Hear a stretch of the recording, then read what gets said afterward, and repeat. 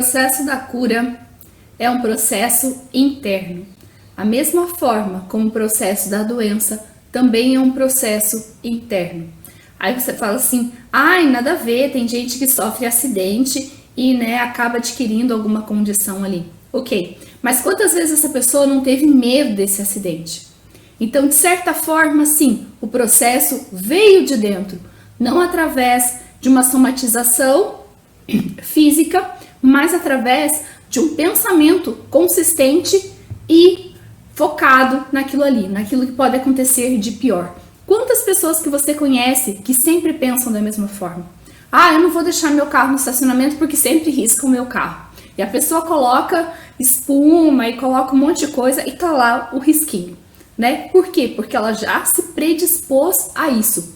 Então, sendo o de dentro, a nossa dimensão emocional, a nossa dimensão mental, não importa, ela vem de dentro dessas nossas dimensões que não estão corpóreas, que não estão no físico. Eu me chamo Carolina Pfeffer e nesse perfil eu ajudo você a se reconectar com a sua essência divina e verdadeira. E sem precisar ficar recorrendo a um monte de processos. Você vai se conectar profundamente. Então, como que a gente quebra esse ciclo, né? Poxa, se o processo da cura é um processo, o processo da doença também é um processo que vem de dentro das nossas dimensões internas, como que a gente consegue reverter isso daí?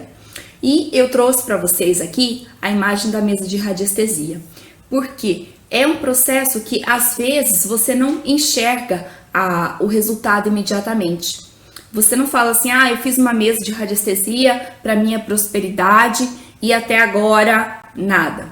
Veja, você foi quebrando os padrões mentais, você foi se harmonizando, você foi retirando aquilo que estava bloqueando, mas também você vai ter inspirações daquilo que fazer, do que vai realmente te resolver. Então, são duas coisas. Dentro do processo energético aqui da mesa, ela vai fazer 100% daquilo que é esperado dela. Esse processo vai acontecer. Os bloqueios vão ser desfeitos, com certeza, tá? Aqui tá harmonizado. E quem que diz o que é o ponto de harmonia e o que não é o ponto de harmonia? É através de uma sintonização, mas não de você, o seu ego, a sua mente, as suas emoções atuais, porque tudo isso às vezes está tudo muito bagunçado. Isso, a conexão verdadeira que é feita ali é a partir da sua essência divina, do seu eu superior, daquele que sabe tudo, que sabe todas as respostas. As respostas estão dentro de você. Estão, mas não às vezes na nossa mente corriqueira que fala um monte de bobagem e repete um monte de coisa, mas naquela mente divina, no nosso aspecto divino, na nossa dimensão que vai além de tudo aquilo que a gente entende imediatamente. Essa sabedoria. Então, quando a gente harmoniza dentro da mesa, às vezes não acontece aquilo que imediatamente a gente espera, porque a gente está sintonizado com essa sabedoria divina. Mas se a gente buscasse resultados imediatos, o que aconteceria seria que os resultados imediatos também caem mais rapidinho, porque não fazem parte de um processo gradual, crescente e consistente. E é isso que a mesa traz, um resultado gradual, consistente e permanente. Veja, quantos de nós queremos desbloquear a nossa prosperidade? Mas aqui na primeira etapa da mesa de radiestesia, a gente vai observar aqui a questão das influências externas. A primeira coisa que a gente tira são influências externas. Por quê? Às vezes a pessoa está tão vinculada ao lugar onde ela veio, está tão vinculada às pessoas. Tem uma aqui que é energia provocada, influência de seres fora do físico, que não só são seres obsessores, né? Relacionamento, energia de pessoas. Quanto de nós conforme a convivência que nós temos, a gente acaba não nos misturando com as pessoas que convivem junto com a gente. Então, tudo isso são influências externas. São coisas que a gente vai se adaptando para conviver melhor e tudo mais, só que nisso a gente vai se perdendo também. E quando a gente precisa se reencontrar de novo, a primeira coisa é tirar aquilo que é externo. Mas veja, não adianta tirar aquilo que é externo se a pessoa se apega tanto a esses processos que ela não consegue, vamos dizer assim, ser feliz por si só. Ela precisa cair naquela provocação, na energia provocada do outro. Ela chega lá no ambiente de trabalho, tem um monte de gente pessimista, então ela acaba se tornando pessimista também junto com o outro. Uma coisa é você escutar, tá bom, tudo bem, você já reclamou disso uma vez, 2 vezes, 3 vezes, o que você vai fazer sobre isso? Não vou fazer nada, né? Porque às vezes eu só vou ficar reclamando, eu gosto de reclamar da mesma coisa. Então, é isso. Você não tem que remediar o outro. Você tem que estabelecer limite. Falar, fulano, tá bom, tudo bem. Mas já faz muito tempo que você reclama da mesma coisa. E tipo assim, isso faz mal pra mim, né? Porque eu fico pensando, então assim, sabe? Sim, sinceramente, vamos falar de outra coisa, né? E tal. Às vezes a pessoa não quer muito falar de outra coisa. Ela precisa falar sempre a mesma coisa. Porque a mente dela tá programada pra isso. Porque as lembranças dela não são as lembranças necessariamente boas, mas são as lembranças que ela quer cultivar muitas vezes. E ela cultiva, às vezes, lembranças ruins para se encaixar no papel de vítima que ela também se coloca. Porque a vítima, ela não cresce, a vítima, ela não é obrigada a nada, ela é a vítima, né? Então, eu não digo situações em que realmente a pessoa sofre alguma coisa, né? É o sujeito passivo da ação agressiva do outro. Isso é uma coisa. Agora, outra coisa é a pessoa se sentir vítima e se colocar como vítima a vida inteira. E você, quando você escuta demais e você escuta repetida vez a mesma coisa e dá razão para essa pessoa, você acaba validando ela o tempo todo. E ela precisa de alguém que valide ela o tempo todo. Outra pessoa que provoca demais, né? Tem gente que é bastante provocativa, que ela fala, até o outro não aguentar e explode com ela, né? Dela, aquela coisa assim, mas ficou satisfeita. Porque o objetivo dela era esse mesmo. Provoca, até ter uma reação explosiva do outro, para dizer que a outra pessoa é doida e não ela, né? Ela é aquele agressivo passivo, que tá o tempo todo ali cutucando, instigando, e quem, vamos dizer assim, não se protege ou não reflete sobre a própria vida e cai na provocação dessa pessoa, então é um prato cheio. Então tem várias situações. Então a influência externa precisa ser retirada a primeira coisa. E às vezes só com isso a pessoa já tem clareza de como ela está vivendo, das coisas que estão acontecendo na vida dela.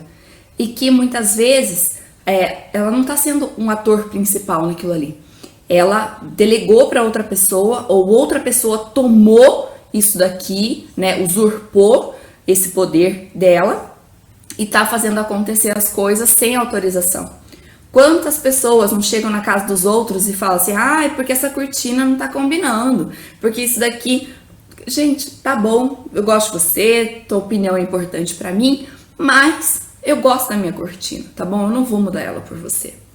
É difícil, né? A gente tem que se posicionar porque o outro não sabe até o limite daquilo que é perguntado, daquilo que é interessante, daquilo que pode falar e daquilo que não pode falar sobre a vida de outras pessoas. Então as influências externas, elas dominam às vezes a gente nessa confusão toda, nessa bagunça, nessa barulheira toda, e não deixam a gente encontrar com o nosso propósito. É como se fosse um quarto entulhado de bagunça, que você não passa nem da porta. Então você tem que começar a tirar aquilo que está mais superficial, aquilo que está na porta. Daí você entra, dá um passo e começa a tirar as outras coisas. Esse é o nosso processo também. Quando a gente tira as influências externas e depois a gente tira as influências internas, então aí a gente se torna um pouco mais livre para as coisas. A gente consegue entender aonde que está Deixa eu ver aqui. Aí não tá indo pro lado. Mas aonde que tá a maior confusão? Às vezes, a gente não encontra uma solução das nossas coisas, ou a gente não consegue deixar de prestar atenção naquilo que os outros pensam da gente, porque a gente dá muita importância a influências externas. E quando a gente faz isso, a gente deixa parte do nosso poder, deixa parte do nosso território e deixa o outro tomar conta da nossa vida. E muitas vezes esse outro não dá conta nem da vida dele, mas ele gosta de dar pitaco na vida dos outros. Então, o mesmo resultado que ele tem na vida dele, ele vai trazer para a sua. Ou um resultado muito pior. Porque se ele não sabe do que ele está falando, ele vai fazer um experimento, né, na sua vida, te dando conselhos que ele não seguiu, falando coisas que ele nunca fez, e você vai lá, acredita, faz, vê que deu errado, sim, mas porque o outro não aprendeu nem para ele. Então, é bem complicado. Quando a gente vai limpando isso daí dentro da mesa de radiestesia, o processo da cura também vai acontecendo. Quando você para tanto de escutar pessoas que reclamam demais das mesmas coisas, para de dar importância para aquela provocação que o outro só quer mesmo, que às vezes você fica com raiva. Para quê? Para alimentar a necessidade dele da raiva. Ah, quem é que tem necessidade da raiva? Quem vive disso. E tem gente que vive disso. Do mesmo jeito que tem gente que vive reclamando, gente que vive vendo desgraça em tudo quanto é lugar, tem gente que gosta de ver gente raivosa perto dela. E ela provoca isso o tempo todo. Tem gente que faz isso, né? Aí a gente se pergunta, para que será que serve esse tipo de comportamento? A quem será que essa pessoa está servindo nesse momento? Será que ela está servindo ou ela está sendo um agente de luz na vida dos outros? Ou ela está sendo só mais um agente do caos? A quem será que ela serve, né? Ou a que será que ela se propõe na vida? Será que a coisas boas ou a esse tipo de coisa que não leva ninguém a nenhum lugar melhor? Então, quando a gente se harmoniza na mesa de radiestesia, a gente vai começar a olhar. Mas de nada adianta você se livrar desse bloqueio e cair de novo na provocação da pessoa. Então, quer dizer, você se equilibra e ao mesmo tempo você fica toda desequilibrada um dia depois. Só que, como eu falei, a mesa, ela fez o trabalho dela. Então, por mais que você tenha caído de novo naquela provocação irritante, alguma coisa vai estar diferente. Você vai ter consciência disso, pelo menos. O que antes você não tinha. Quantas coisas a gente faz no automático? Quantos programas de TV que eles não apresentam sempre o mesmo quadro? Com o mesmo começo, um meio um pouquinho diferente e o final exatamente, às vezes, a mesma fala. A mesma fala. Isso é a vida da gente muitas vezes. Você sempre vai para o almoço de domingo com tais pessoas. As pessoas já têm o seu roteirinho. Uma vai ser irritante, a outra vai beber, a outra isso, a outra vai dar umas cutucadas ali. E as pessoas sempre representam os mesmos personagens. E o final do dia você vai estar como?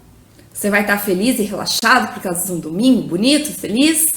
Ou você vai estar mais estressado para começar uma segunda-feira angustiado, nervoso, porque o final de semana foi estressante. Então é isso. Às vezes, quando a gente quebra o padrão, a gente vai tomando consciência disso dali. Esse é o primeiro passo. O segundo passo é observar. Poxa, se eu sempre caio na mesma coisa, é tipo assim, aquele quadro daquele programa de TV, que o começo é igual, o final é igual, só muda às vezes alguma outra coisa na metade. O que eu tenho que fazer para ter um final diferente? Quais as variáveis? É isso que precisa acontecer para a gente evoluir dentro do nosso processo de nos tornar cada vez mais alinhados, equilibrados com a nossa perfeição, com a nossa essência divina. É lá, é nesse lugar onde a gente encontra todas as respostas, onde a gente enxerga tudo aquilo com muito mais clareza que a gente precisa estar. Enquanto a gente está nessa bagunça de influência externa, influência interna, desequilíbrio nos chakras bloqueados, eu não confio, porque desde que eu era criança né, eu sempre convivi com outras pessoas que são sacanas, que gostam de fazer brincadeiras de mau gosto. Então eu não confio nas outras pessoas, todas da minha vida, né? Ah, eu sempre me falaram que eu tenho problema, que eu sou meio, né, limitada. Então, a pessoa, eu só vou começar a entender depois que a pessoa me repete 3 vezes a mesma coisa. Então eu deixo a pessoa irritada, eu me irrito também, porque eu não me identifico necessariamente com essa imagem, com isso que falam de mim. Então, quando a gente retira as influências externas, a gente percebe que a gente não é exatamente aquilo que sempre falaram da gente. E você começa a desbloquear a tua vida, as tuas dimensões. A gente fala de chakras, chakras são centros de energia. Então, quando a gente fala de chakra coronário, é a nossa conexão com o divino. Agora, tem pessoas que duvidam muito, são muito descrentes em tudo quanto é coisa. E outras que são crentes em tudo que aparece. Então, são extremos ali. Você tem que, vamos dizer assim, para você acreditar ou não acreditar, tem um processo ali de convencimento. Agora, você precisa entender qual é o seu processo de convencimento. O que você precisa entender ou saber, ou de quem você precisa escutar, se é de um cientista, se é de uma pessoa especialista na área, de quem você precisa ter essa informação para você acreditar ou para você não acreditar. Então, esse é o processo de autoconhecimento. Esse é um processo da gente saber quem nós somos, além das influências externas, além de influências internas, que muitas vezes veio de fora. Nós adotamos isso para a nossa vida. Isso ficou tão marcado dentro de nós que nós acreditamos que é nosso. Por que dentro das influências internas tem a autoestima? Porque às vezes a gente olha pra gente e não gosta daquilo que a gente enxerga no espelho.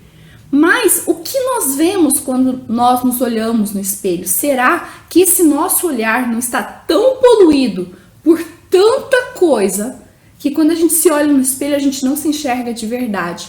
Mas a gente está sempre dentro de um viés. A gente está sempre dentro de um filtro, de uma janela toda suja, que a gente olha através dessa janela toda suja e parece que o dia lá fora é sempre cinza, é sempre nublado, é sempre cheio de nuvens. Mas não é. É a nossa visão que está embaçada da gente mesmo. E quando a gente começa a se enxergar, a gente começa a ter coragem de falar para essa pessoa: olha, agradeço muito a sua opinião sobre a minha casa, mas eu não vou mudar as coisas que você está me dizendo só porque você está me dizendo, tá bom? Então é isso, vamos falar de outra coisa? A gente tem coragem de se posicionar.